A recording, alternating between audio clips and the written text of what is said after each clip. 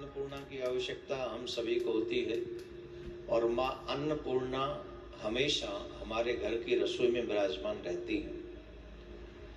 तो रसोई में क्या न होने दें, क्या करें, कुछ चीजें मैं आपको बताता हूँ। समस्त गृहिणियों को जो सुन रही हैं,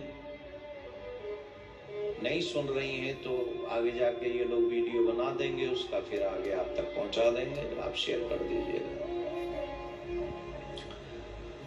सबसे जो चाहते हैं कि हमारे घर में कभी भी गरीबी न रहे, अन्न की कमी न रहे, हमारे घर कभी भी कोई आने वाला भूखा न लौटे, ऐसे लोगों को कुछ उपाय अपने घर के लिए अवश्य करने चाहिए।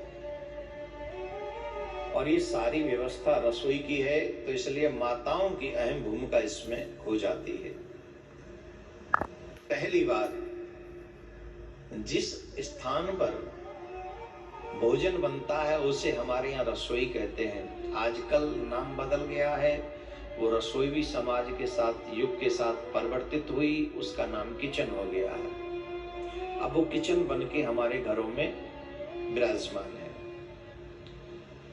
किचन हो या रसोई, विशेष इस बात का ध्यान देना है कि आपकी रसोई गंदी नहीं होनी चाहिए।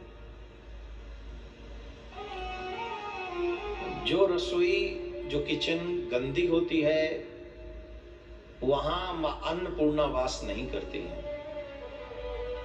आप भी गंदे कमरे में तो नहीं रहना पसंद करेंगे, तो वो तो देवी देवता है। तो सबसे पहली आवश्यकता है आपके रसोई का स्थान स्वच्छ और पवित्र रहना। इसीलिए हमारे यहाँ गाय के गोबर से चौका लगता था रसोई में। तो कोशिश करें कि प्रत्येक दिन आप अगर चौका नहीं लगा सकते तो गंगा जल से अवश्य रसोई में छिड़काव करें, गंगा जल छिड़क दें। पहली बात, आपकी रसोई पवित्र होनी चाहिए, साफ होनी चाहिए। दूसरी बात जो अहम है वो ये है कि आपकी रसोई में जब आप प्रवेश करें तो ये चाकू इत्यादि होते हैं, उसका दर्शन आपको प्रवेश करते ही नहीं होना चाहिए। ये जो काटने वाली वस्तुएं होती हैं जिनसे आप सब्जी वगैरह काटते हो, हमारे ब्रज में तो दरांत से काटते थे पहले, अब चाकू आ गए रसोइयों में, है ना। पहले दरांत वो होती थी, दरांत जानते हो, वे उसी से सब्जियां काट लेते थे। अब थोड़ा सिस्टम चेंज हुआ, दरांत बड़ा होता है, थोड़ा चाकू से काम चल गया है। और भी एक दो चीजें होती हैं जिनसे माताएं बहन सब्जी इत्यादि काटती हैं। कहने का अभिप्राय है जो सब्जियां काटने के काम आते हैं, ऐसे वस्तुएं आपके रसोई में प्रवेश करते ही आपको उनका दर्शन नहीं होना चाहिए।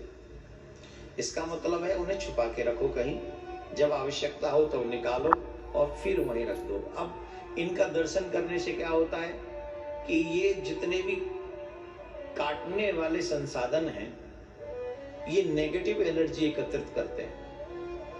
अगर आप प्रवेश करते ही इनका दर्शन करेंगे तो आपके हृदय में नेगेटिव एनर्जी, और रसोई में भी नेगेटिव एनर्जी आपके हृदय के माध्यम से, भोजन के माध्यम से, वो जो भोजन करेगा उन तक वो नेगेटिव एनर्जी प्रविष्टित हो जाएगी।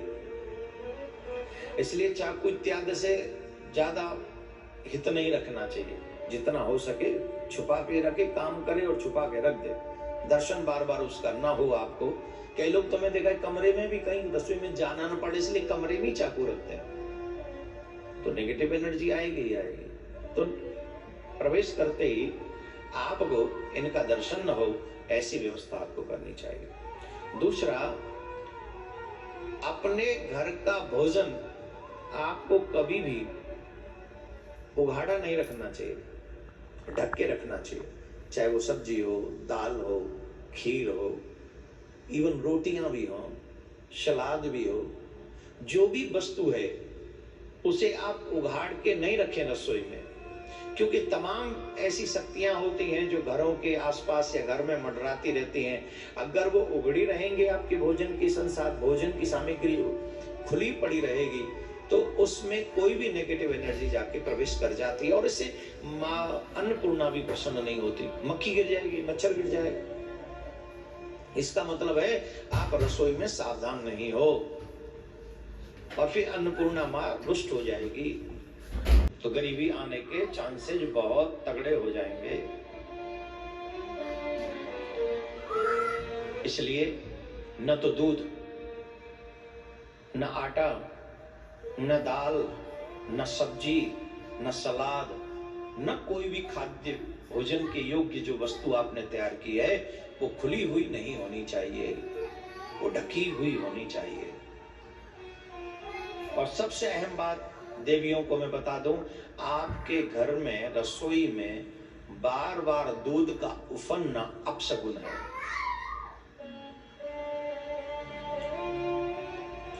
आपके घर में बार बार दूध नहीं उफनना चाहिए।